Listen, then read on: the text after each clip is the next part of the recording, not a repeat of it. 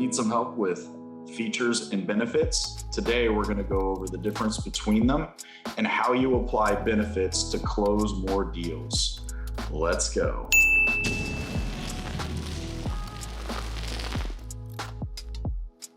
My thing today is going to be what's the difference between a feature and a benefit. I'm slowing this down on purpose. Everyone thinks that they know the difference. Everyone understands if I ask for a definition of the words, but executing this in your 30-second commercial, focusing on a sales pitch that has benefits at the forefront of thought is very, very important. Today, I've got an article and an exercise for you to start changing your thinking. We all deliver products and services. That's our job, right? We have projects, we have clients. We want to do that work. To get to that work, we need to focus on the benefit of what we do for our customers. Today, I'm going to show you how to do that and present an exercise to you to hone in on two things: recognizing how to highlight your benefit and how to spot other people that are only selling with features so you can understand exactly what a benefit is. I'm Mark Perone with Rethink Revenue. All right, so a couple things I like to do to give you guys an idea about how I structure things. I like to have a good topic that applies to everyone. I like to be comprehensive and give you guys some kind of an article associated with the topic that I'm going to cover. Today, the article is actually a HubSpot article. It kind of explains what features and benefits are. And this is a topic that is covered pretty extensively in a lot of places. And what I find is that there are certain things that resonate very well. And this one, like why, what is your why, is really confusing. Features and benefits can be a challenge when you're starting to talk about things, okay? Now, I'm gonna actually skip to the end on this one, and I want you guys to start thinking about something. When you think about features and benefits, it's actually very difficult to do it for yourself a lot of times. There's two tricks that I use to focus in on this to help train yourself into using benefits as the focus of all your conversations, okay? The first one, when you hear somebody else's 30-second commercial and you're confused by it, most of the time it's because it's a feature-rich 30-second commercial. What I do is offer CRMs to people because they need organization and contacts and integrations to emails. A lot of times our nomenclature gets in the way there. That's not a great way to talk about what I do. When I talk about what I do, it's about what my customers' testimonials are all about. That's the second part. If you go back and you think about anyone who's been affected by what you've done, what they actually say is the benefit of what you do. They express it for you. Greg always talks about content through testimonials, okay? When somebody goes on and says, when I get a Google review, anything that's in that Google review box, I've got like 32 of them right now. I can take that and I can put it in my 30-second commercial. People who work with me feel like this at the end. People who work with me get this. And whatever it is that applies to their business, I don't say they get a CRM. I say what they said they got, not what I think they got. Do you guys understand that?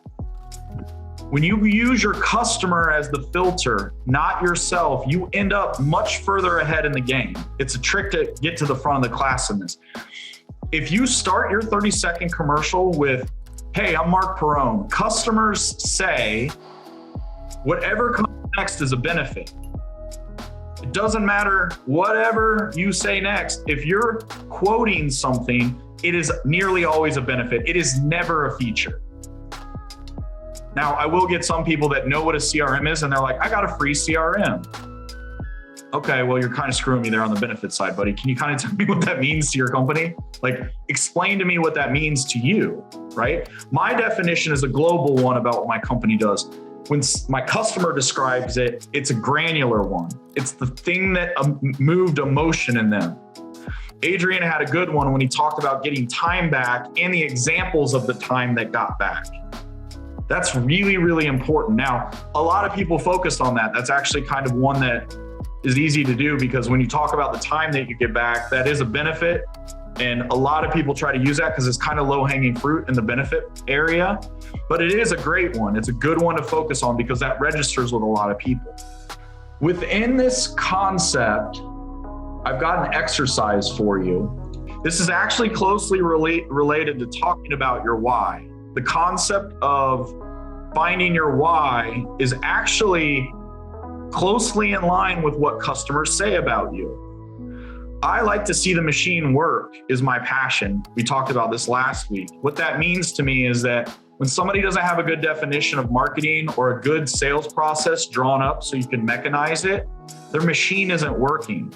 They're frustrated. They don't know where to go and when to do things. That point of reference for me is actually what gives me goosebumps when I talk about it. I don't have them right now, but when I do, I'll let you know. The concept of that really resonates pretty deep with me, and that's where I started my whole business. The reason why you started your business wasn't for me to sell CRMs. That's really dumb and it sucks, to be honest with you. The concept of building a structure for somebody, helping them understand that marketing comes before sales, sales comes before closed-won deals, closed-won deals comes before project execution, aligning all that to free up the static that's in between what resonates is really, really important to me. It takes some time to do it. I got to fight a long way to do it, right? I got to grow the tree before I can pick the fruit. That concept of growth, like fertilizing the soil, planting the seeds, all that work to just pull fruit off a tree. Yeah, I love apples. That's the point. That's why we do it, right? So when you get into this and you start looking at this PDF, what I've done is I've kind of focused this where we're all at first. We're all in H7 together, okay? Personal growth for professional success. I said that earlier. When you're in the H7 community, your 30-second commercial is really just a test. So in H7, we get a chance to do our 30-second commercial very often. If you can start to change your messaging within that H7 meeting, you're going to start to build your marketing message for yourself too. You can use that as ad copy. If you test different 30-second commercials that are focused on benefits, you'll end up with really good ad copy for marketable audiences outside the H7 community. I personally enjoy the ones that suck more than the ones that are good now, because it's really funny to me to hear people ramble on for a minute and a half and me not even know what they do. I'm like, or why they do it. Like, just give me your why. Like, I don't really care about what you do. Tell me your why. Like, give me your personal side of it. What affects you that affects your customers, right? So what I've done here is kind of written a paragraph about that and then giving you hard definitions around what features and benefits are. Translating this into action is very difficult. Understanding the definition is easy. Like, we can all look it up in the dictionary, right? So at the bottom here, I've actually gotten exercises embedded in this that you can print off depending on how you go with this. Like, I gave it to the lowest common denominator. Anybody who doesn't actually do things digitally, I wanted to cater to them, those that like the pen and paper. So the idea down here in the exercise is to look at your business in a different way. Certainly write down the features. And then you want to say, if I delivered this feature to someone, how would they feel about it? That's ultimately where your benefit comes in. That point of reference is very important when you start to talk about things. That is actually your why too. You start to understand how you've affected others, okay? So one of the things that we put in here is stand up and read out loud 10 times until you feel like you can do this seamlessly. I don't do homework, I only take tests. I got a C in every single class because I never put my homework in, and I got A's on every test. So I'm never gonna practice this, is fundamentally what it comes down to.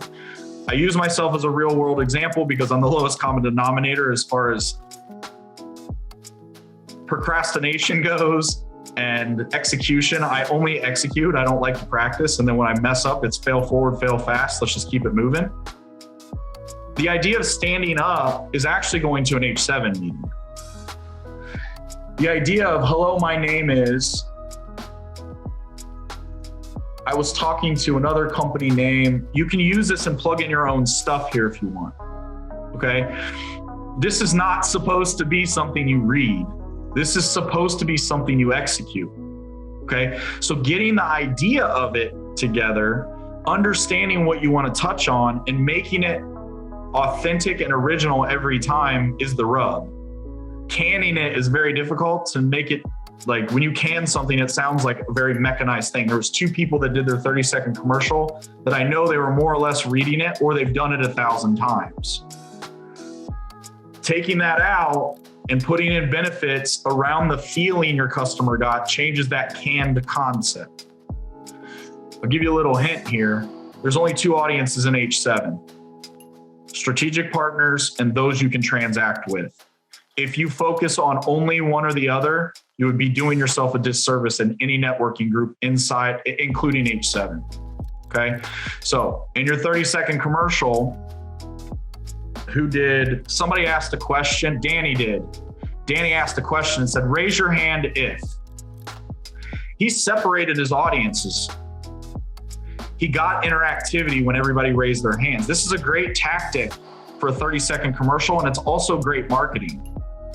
You're parsing your audience to know who you need to talk to and who you need to talk to or don't need to talk to, or who you can talk to about what. Those people that raise their hands, you have common vocabulary now. You've established a point of reference to communicate. It's pretty badass. It's very powerful when you start thinking that way. Every single time you address someone else, it's an audience. Okay? Inside of Rethink Revenue, we focus on 5 points. Audience, message, channel, asset, and follow-up. That's audience, message, channel, asset, and follow-up. That breaks down every single marketing campaign you can do. If you take that over to Greg and talk about map your marketing, it works. If you go to Danny on Instagram, it works. If you go to TikTok, it works. If you go to LinkedIn, it works. If you go to email, it works. Fundamentally, it's the lowest common denominator to set up an executable marketing campaign. I'll say it one more time: audience, message, channel, asset, and follow-up. Okay. All right. So who wants to go first? Who wants to tell me benefits? Who wants to give me a 30-second commercial that's ripe with benefits? Oh. Deb, go ahead. Well, I just had my first line. Raise your hand if you have pets or parents and have ever wondered how your house smells. That's pretty good. That's pretty good.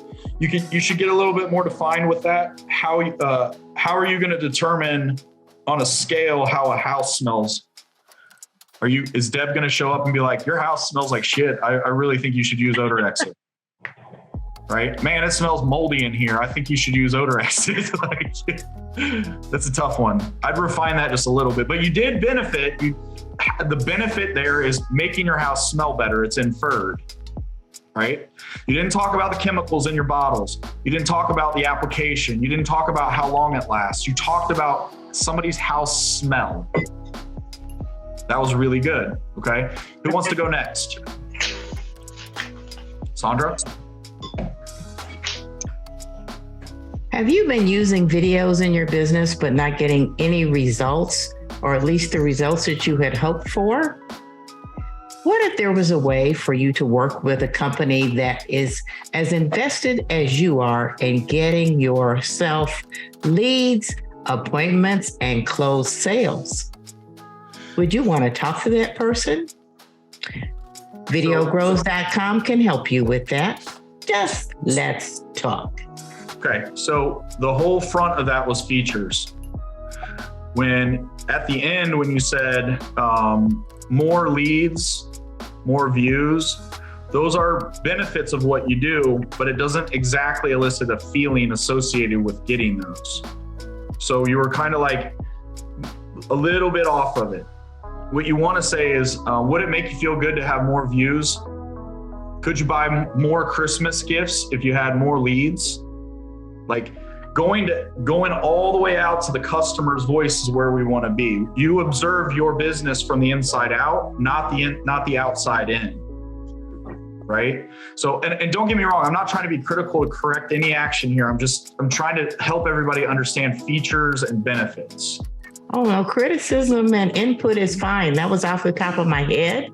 Yeah. So yeah. No, I totally understand. And I know this is quick, but like talking in the voice of your customer is the important part of this. So if you started that with people say they get, it'll like when people work with me, they say they get, and then you go into quoting what other people said. It's very easy to do the benefits from there, right? When you start out with what you do first, you're actually talking about the features of it. So people say when I made them a video, they got, right? Or my Google reviews say, like you can go into all this detail around what your customer said about you. And for you, I know that you've affected people in a way that they never thought they could, gotten them to where they never thought they could be because they even just got on camera. Right? The feeling of watching yourself on camera and being satisfied with it, that's a big deal for a lot of people. Introverts struggle with that stuff. So, I'm not saying that's the secret sauce, but talking to the voice of your customer is the trick there, okay? So just try to reframe that a little bit, bring that end toward the front, and then drill down a little bit on what leads mean, what quality videos mean, what content generally means, what that means to the client, okay? Does somebody else want to go? I can go next. Okay, go ahead. Adrian. Have you ever missed a big ticket item like a water heater installation? Plumbers that use Snap Pick Fix say that they are converting more jobs and getting more revenue and missing less leads every month. Perfect. That was super loaded with the customer end of things. That was really, didn't even talk about what he really does with his company. No features of what Snap Pick Fix does. No easy application to navigate. Like that stuff comes in the secondary conversations. Let me get rid of that feeling of missing a deal. Let me help you do that. Right? That was really, really good. Good work, Adrian. Way to focus on the benefits. Don, go ahead.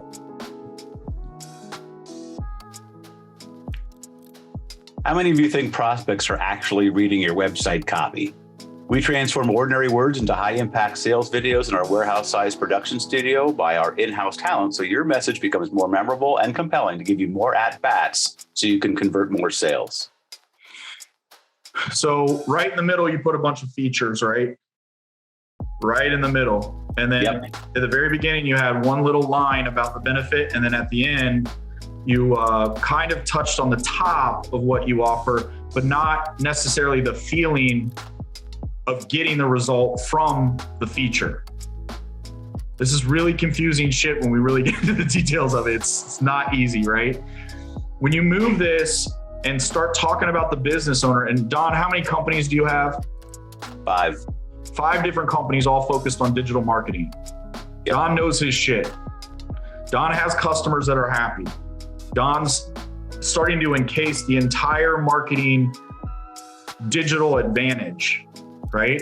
So those words are really important, right? If you don't know digital or you're... Well, trying to focus this one specifically on VizCom as opposed to the umbrella. Yeah, I got you. Again, kind of like Sandra, you touched on it a little bit, but we need to dive a little bit deeper. Like get that feeling that's elicited. Go back to the testimonial. People that have done business with VizCom have said, right? And you don't need to say that, like you could say that verbatim at first. It's only a benefit if it was a positive feedback though, right?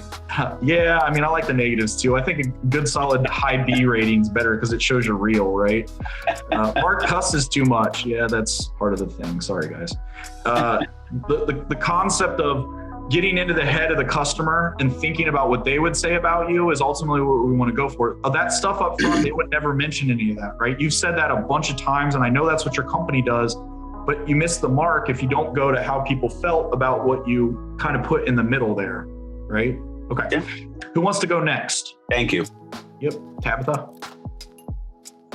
All right, I'm going to try this. All right. So does your heart break when you hear about a child being left at the wrong bus stop? We help schools stay out of the headlines by helping students effectively communicate their way home, and you get a text message during the process. parents, oh, what did I say? Parents get the value, schools get the benefit, everyone wins. That's pretty good. That's pretty solid. You started out with the emotion of it. Does anybody else have a comment about that? Somebody else give her some feedback besides me now. I thought it was pretty good. Straight to the point, basically, and short and sweet. I mean, communicating their way home is a feature. However, it ends in the benefit. So I see where it fits, but it's still telling the why and not the what, not the why. The headache of is testimonial words. She did a good job with that in the beginning. And I wonder if even you mentioned, does your heart break when the thought of a child being left at the wrong bus stop? I've never thought about that explicitly, but thinking about it, it elicits that emotion. But I wonder if you can even say more broadly, a child being lost, a child being by themselves, because that's something as a parent, I've like my worst nightmare, So I think maybe broadening that and then saying specifically how you tackled this specific area. That's just my thought. Yeah, perfect. I like it. That's great words, Edie. So now those of you that gave testimony or gave input to Tabitha, can you do the same thing with your business? Right? Not right this second, we're about out of time here, but when you start to pick somebody else's apart, you've got to be able to reflect back how you do the same thing that you just talked about they shouldn't do. And this is very hard in features and benefits. The trick to it is using the testimonial. How do my customers feel when they use the features